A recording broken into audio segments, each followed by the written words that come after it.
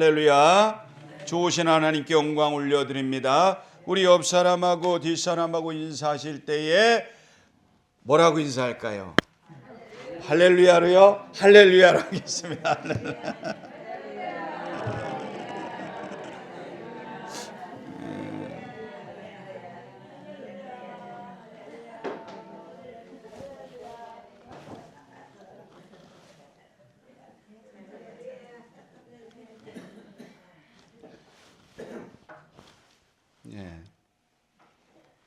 히키코모리라는 일본 말이 있습니다. 이 말은 오랜 기간 동안 집에 틀어박혀 사회와의 접촉을 극단으로 기피하는 행위를 갖다가 히키코모리라는 일본 말을 사용합니다.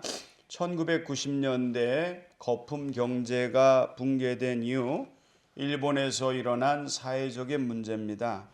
이들은 부모의 영금으로 생활을 했고 부모의 사후에는 고독사하거나 극빈충으로 전락한 극가적인 재난이 지금 일본의 중요한 사회적 이슈입니다. SK하이닉스가 임직원 16만 명에게 수천만 원에서 수억 원에 이르는 성과급을 지급한다고 해가지고 요즘은 의과대 대신 공과대학을 가겠다는 청년들이 늘고 있어서 내심 반갑기는 합니다만, 반면에 16만 명에 해당하는 이 행복한 청년들과 반비례되는 그림자처럼 투명한 54만 명의 청년들이 고립되어져서 사회로부터 격리되어 있다고 그렇게 지금 우리 한국의 뉴스는 말하고 있습니다. 우리나라 수출 경제는 전 세계 5위 일본을 지난달에 추월을 했습니다. 세계가 전쟁의 기운이 만연한 가운데서도 내수는 어려운데 수출은 활개를 떼어가지고 잘 되고 있다는 일은 그나마 감사한 일인데요. 고립 청년이 54만 명, 이들이 가정을 이룬다고 계산을 하면 200만 명이 집에만 있으니까 이 또한 우리 사회가 해결해야 될 큰 문제로 지금 사회 문제가 되고 있습니다.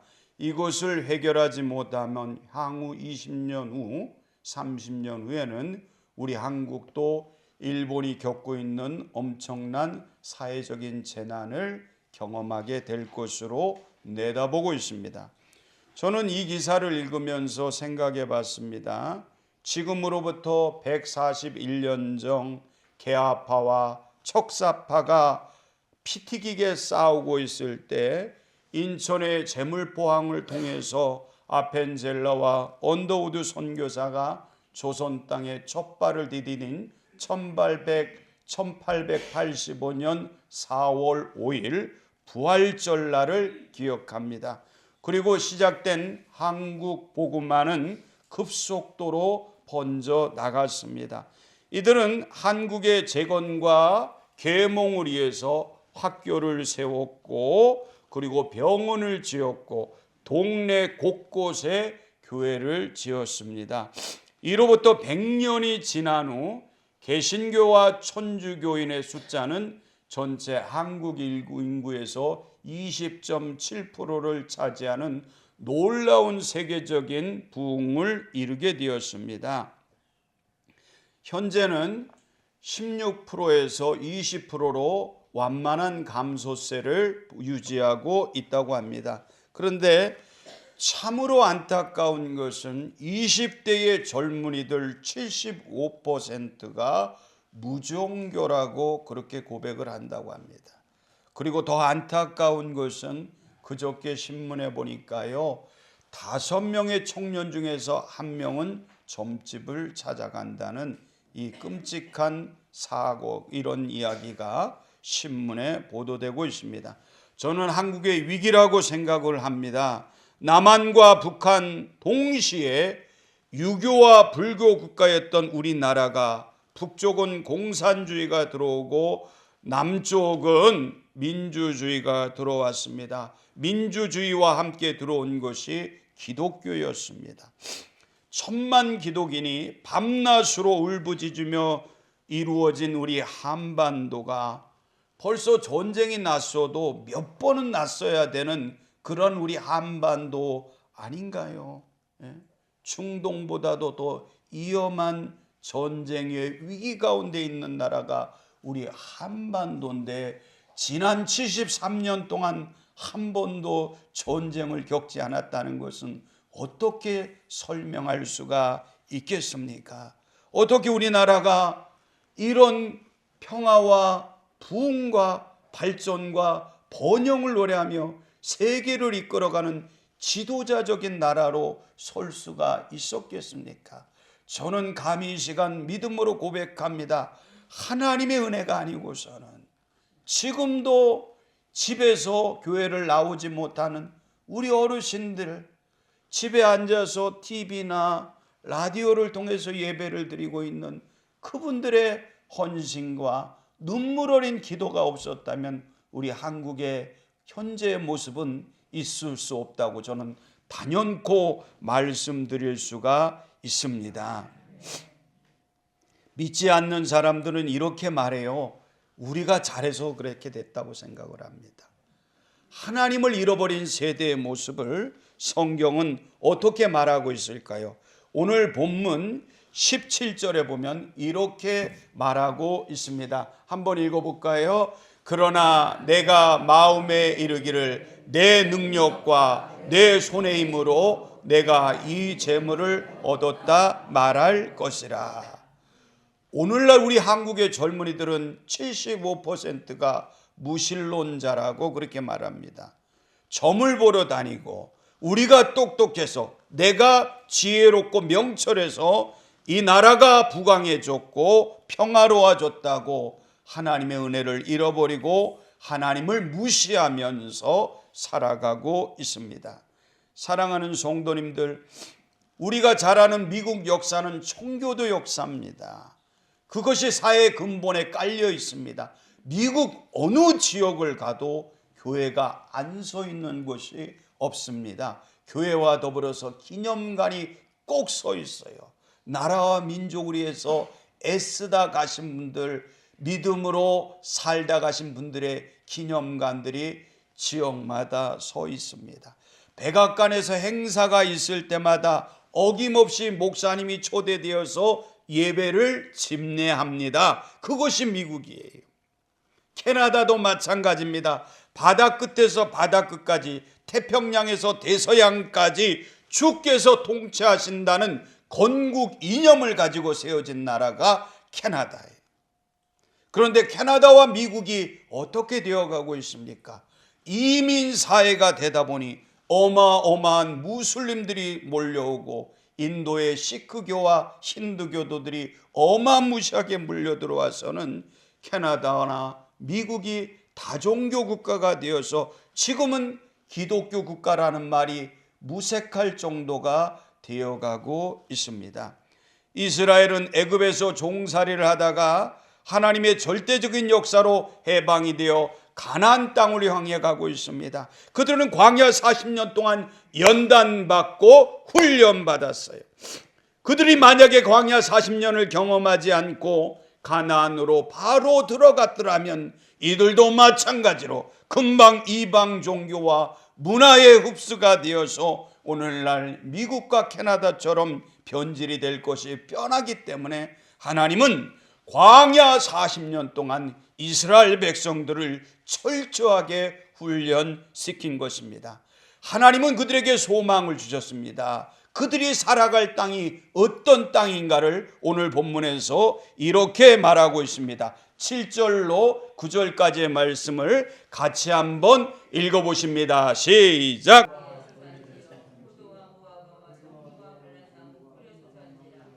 구절을 같이 한번 읽어볼게요. 내가 먹을 것에 모자람이 없고 아무 부족함이 없는 땅이며 그 땅의 돌은 철이요 산에서는 동을 캘 것이라.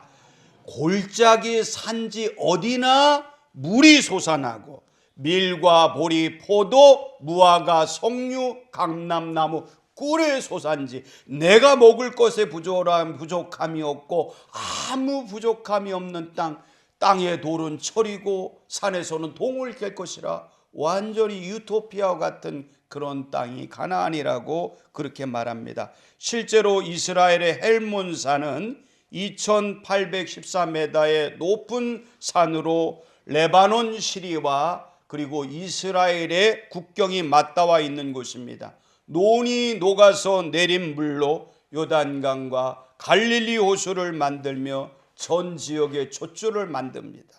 백두산보다 높은 산으로 인해서 공기가 기온 차이가 너무 심해서 새벽이면 이슬이 비처럼 내린다고 그렇게 말을 합니다. 그래서 헬몬산 주변에 들과 산이 풍요로운 아름다운 산이라고 그렇게 중동 지역에서는 얘기를 합니다. 그렇게 좋은 땅, 젖과 꿀이 흐르는 약속의 땅 가나안에 들어가면서 잊지 말라고 하나님이 말씀을 전합니다. 그것이 뭐냐면 2절을 같이 한번 가보겠습니다. 함께 있습니다. 내 하나님 여호와께서 이 40년 동안에 내가 광야길을 걷게 하신 것을 기억하라. 이는 너를 낮추시며 너를 시험하사 내 마음이 어떠한지 그 명령을 지키는지 지키지 않는지 알려 하심이라. 아멘. 광야의 다른 말은 사막입니다. 사막은 광대하고 위험합니다. 낮과 밤의 기온차가 사람을 죽일 수도 있어요. 불뱀과 전갈이 곳곳에 있습니다. 건조하여서 갈증을 달고 사는, 반석에서 물이 나와서 겨우 해갈을 하는, 만나로 생명을 유지하는 척박한 곳이 바로 광야입니다. 그런데 하나님은 일부러 힘든 광야길을 40년 동안이나 걷게 하셨어요. 이 길을 걸었던 40년 전체를 백성들에게 기억하라 그렇게 말합니다. 좋은 것만 기억하지 말고 힘들고 어려웠던 일들을 잊지 말라라는 것입니다. 그 이유는 무엇이냐면 첫째로는 너를 낮추시며 시험하는 것이라고 그렇게 말씀합니다. 이 낮추심이라는 것은 영어 성경에서는 험불이라는 단어를 썼습니다. 겸손하라는 거예요. 낮아지라는 거예요. 기독교는 3가지 애치를 가져야 된다고 합니다. 첫 번째는 뭐냐면 휴메니티라 그래서 인성. 기독교인들은 좋은 성격 가지고 있어야 돼.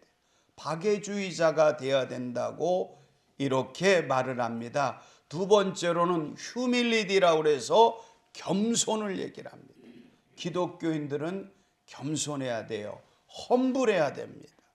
그리고 세 번째 애치는 아너스티라 해서 정직해야 된다고 말합니다. 실력도 중요하지만 인성이 갖춰져야 되고 겸손해야 되고 정직해야만 온전한 크리스찬이라고 감히 말씀드릴 수가 있습니다. 캐나다에서 의사를 뽑을 때 성적만 보지 않습니다.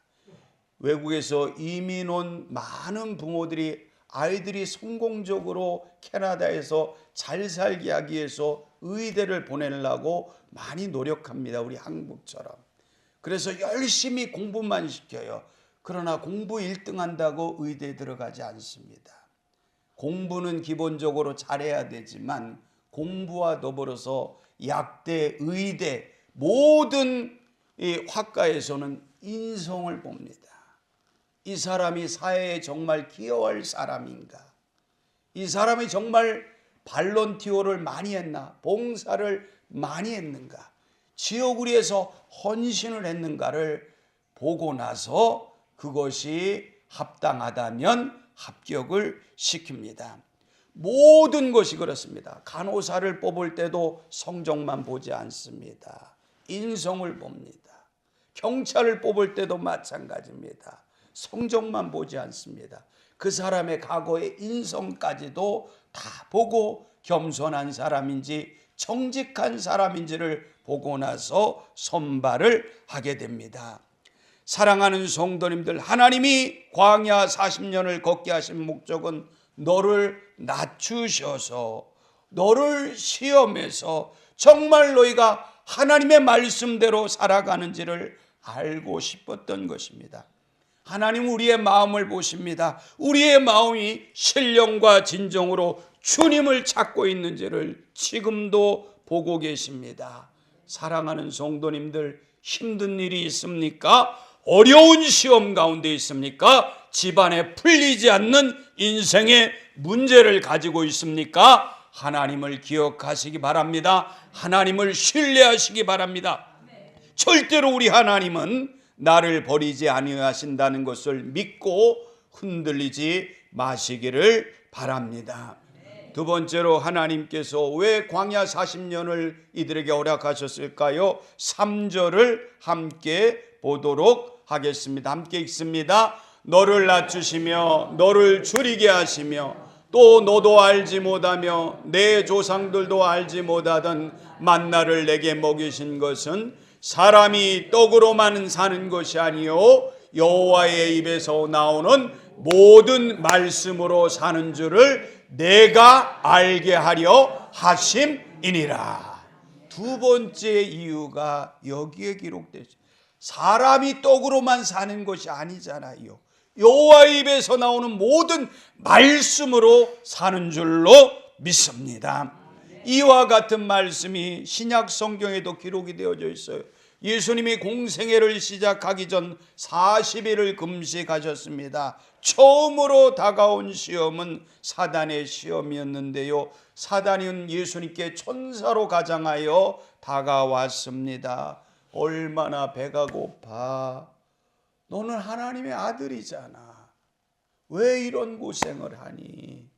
네가 기도하면 이 돌이 변화해서 떡이 될 텐데 한번 기도해봐. 그렇게 예수님께 사단이 와서 유혹을 했습니다. 테스트를 했어요. 그때 예수님이 오늘 신명기 8장 3절 말씀을 인용해서 사단을 물리친 것을 기억하시기 바랍니다. 사람이 떡으로만 사는 것이 아니고 여호와의 입에서 나오는 모든 말씀으로 사는 줄을 믿습니다. 사랑하는 성도님들, 떡이 얼마나 중요해요. 사실 사람에게는 5가지 욕망을 가지고 있습니다. 5가지 욕망 때문에 인간은 싸우고 분열하고 같은 실수를 반복하는 특징이 있어요. 5가지 욕망 중에서 한 가지라도 쉽게 극복할 수 있지를 못합니다. 5가지 욕망 중에 한번 볼게요. 첫 번째는 사람에게 있어서 가장 큰 욕망이 뭐냐면 식욕입니다. 예? 그죠? 잘 먹어야 돼요. 그죠? 우리 어르신들 잘 드셔야 돼요.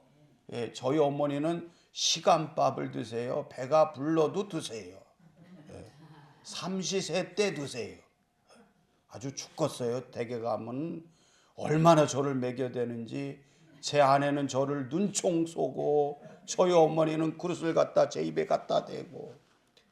이 먹는 욕심은요, 사람이 이겨내기가 굉장히 힘들어요. 맛있는 것을 먹고 싶은 욕망, 이 배고픈 것, 이거 견디기가 너무너무 힘들어요. 그래서 많은 성인들은 음식을 끊고 금식을 하면서 기도하면서 자신과의 싸움을 해나갑니다. 식욕 또한 우리가 절제하면서 다스릴 필요가 있습니다. 두 번째로 수면욕입니다. 오늘 이 시간 주님 앞에 나온 사랑하는 성도님들, 잠 잘 자는 놀라운 축복이 임하시기를 주님의 이름으로 간절히 축복합니다. 잠 잘 자는 게 얼마나 축복이에요. 잠 잘 자는 축복이 있어지기를 원합니다. 얼마나 감사한 일이에요. 할렐루야. 네. 믿습니다. 한번 해보세요. 아주 그냥 머리를 막 지난번에 우리 부흥 강사님이 하신 것처럼 막 머리를 으쌰으쌰 하든지 뭐 어떻게 해서라도 잠을 잘 자야죠. 사람은 잘 자면 건강합니다. 반면 잠 못 자면 사람이 아주 예민해지고 센치해지고 아주 날카로워집니다.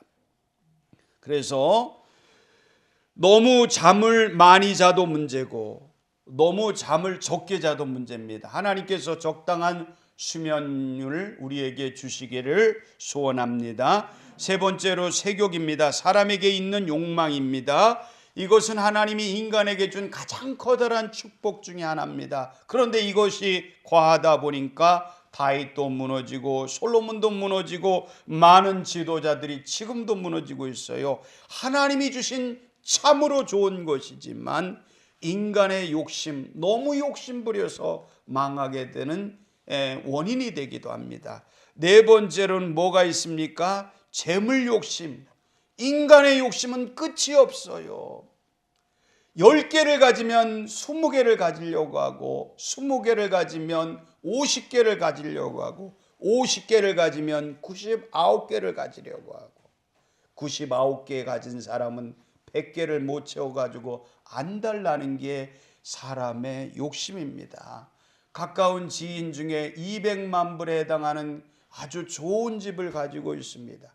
사업체를 몇 개를 가지고 있습니다. 콘도를 3-4개를 가지고 있어요. 저는 콘도 한 채도 없어도 그 사람보다 행복한데요. 이게 욕심이라는 게 끝이 없어요.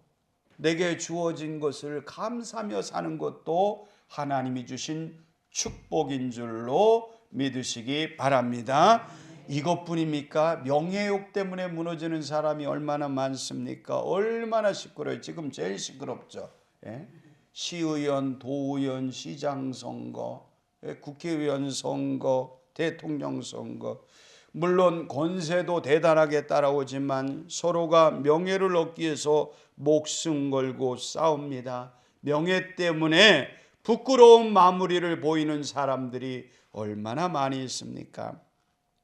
가나안 땅에 들어가면 이스라엘 백성들도 욕심을 부리며 살다가 말씀을 잃어버리게 되고 하나님을 떠나게 될까 봐 하나님은 염려하십니다. 그래서 광야 40년을 철저하게 기억하라고 말씀하고 있습니다. 저는 오늘 본문을 보면서 요셉을 생각해 봤습니다. 요셉은 야곱의 12번째 막내 아들로 태어났어요. 얼마나 이쁘겠어요. 큰애가 저한테 자주 전화를 해요. 작은 놈은 절대로 저한테 전화 안 합니다. 엄마한테 해요. 이상하대요. 그런데 아들 목소리를 들으면 너무 반가워요. 그래 막내 12번째 아들이 얼마나 이쁘겠어요. 그러나 하나님은 요셉을 크게 쓰시려고 야곱 가문을 일으켜 세우려고 형들에게 배신당하게 해서 종으로 애굽에 팔려갑니다. 이집트 친위대장 보디발의 집에서 성실하게 일하면서 가정 총무가 되었지만 주인 마님의 유혹에 그것을 물리치다가 누명을 쏘고는 왕의 제수들의 감옥에 갇히게 되고 그곳에서도 너무 성실하니까 간수장이 되어서 사물을 보게 됩니다. 이때 왕의 두 관원 술 맡은 관원과 떡 굽는 관원을 만나서 그들의 꿈을 해석해 주면서 왕궁의 법도를 배우게 됩니다. 장소는 감옥이었지만 하나님의 계간에 있었던 것입니다. 결국에는 7년의 풍년과 7년의 흉년을 이어나며 30세의 총리가 되었어요. 그리고는 자신의 가족들을 모두 애굽으로 데려가 70명이 함께 생활을 하다가 나중에는 출애굽할 당시에 200만이 되는 엄청난 민족을 이루게 됩니다. 그는 자신의 살아온 가정을 한마디로 이렇게 표현하고 있습니다. 창세기 45장 5절을 한번 읽어보십니다. 당신들이 나를 이곳에 팔았다고 해서 근심하지 마소서, 한탄하지 마소서. 하나님이 생명을 구원하시려고 나를 당신들보다 먼저 보내셨나이다. 아멘. 멋있죠? 정말 멋있어요. 요셉이라는 인물은 정말 너무너무 멋있어요. 그 아버지 야곱보다도 저는 요셉이 너무너무 훌륭하다고 생각합니다. 이런 훌륭한 요셉이 어떻게 나왔겠어요? 형제들에게 배신당해 종으로 팔려가고, 열심히 일한 죄밖에 없는데 주인에게 누명 씌워져 감옥에 가고, 감옥에서도 원망하고 불평할 수밖에 없는데도 불구하고 그곳에서도 최선을 다하니까 간수장이 되고, 하나님의 계획하신 가운데 꿈을 해석해 주어서 나중에는 그것을 계기로 해서 총리가 되는 위대한 결과, 이런 어려움과 환난 속에서 요셉은 위대한 인물로 변화된 것을 기억하시기 바랍니다. 당신들이 나를 이곳에 팔았다고 해서 뭐라고 그랬어요? 근심하지 마세요. 한탄하지 마세요. 얼마나 멋있어요. 저 같으면 요놈을 쉽게 잘 만났던 너한 좀 맛 좀 봐라 하면서 감옥도 제일 아래 밑에다 집어넣을 것 같은데, 그런데 요셉은 이러잖아요. 하나님이 생명을 구원하시려고 나를 당신들보다 역시 난 사람은 난 사람이에요. 모든 것을 하나님의 계획과 은총으로 받아들이며 고백하잖아요. 사랑하는 성도님들, 오늘도 힘들고 어려운 고난 중에 있지는 않습니까? 심각한 인생의 문제로 고민하고 있지는 않습니까? 풀리지 않는 고난에 직면하고 있지는 않습니까? 그렇다면 주님 앞에 무릎 꿇고 기도해 보시길 바랍니다. 자신의 삶을 원망하지 말고 내가 손자리에서 최선을 다해 보시기 바랍니다. 하나님과 사람 앞에 성실하게 나아가다 보면 무언가 하나님의 뜻하신 계획이 반드시 있을 줄로 믿습니다. 주님은 준비하고 계신 줄로 믿습니다. 그 뜻이 무엇일까요? 하나님이 왜 이리 이스라엘 백성들을 이토록 힘들고 험난한 40년의 세월을 보내게 했을까요? 그 이유를 오늘 신명기 8장 16절에서는 이렇게 말하고 있습니다. 함께 읽어봅니다.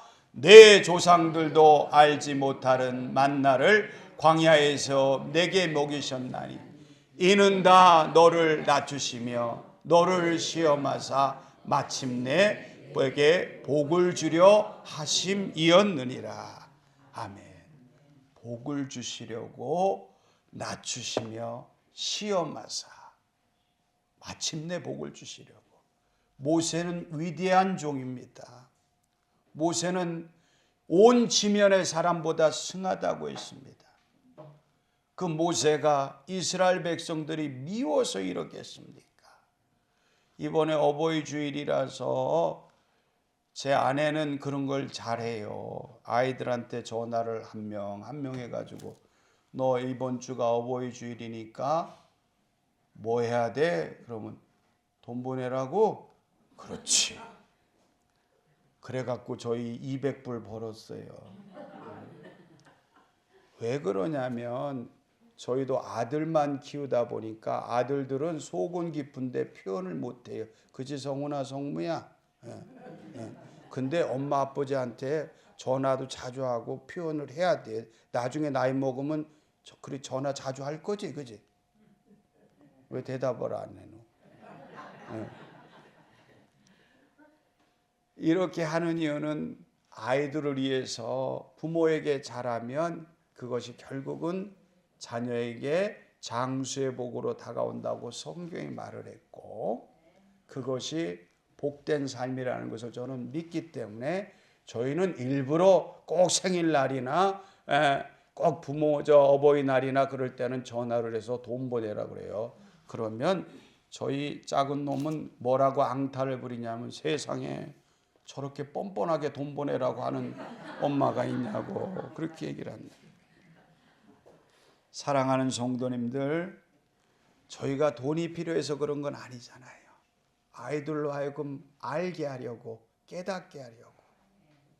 사랑하는 성도님들, 원치 않는 질병이 있습니까? 풀리지 않는 문제가 있습니까? 고난의 터널 속에 있습니까? 절대로 낙심하지 마십시오. 너를 낮추시고 너를 시험하여 광야길을 걷게 하신 하나님은 우리에게 말씀하십니다. 하나님을 기억하라. 이 모든 것은 너에게 복을 주시기 위함이라는 말씀을 잊지 마시기를 바랍니다. 이 말씀을 통해서 한 주간의 삶 속에 승리로 이끌어 가시는 복된 은혜가 임하기를 주님의 이름으로 간절히 축복합니다. 기도하겠습니다.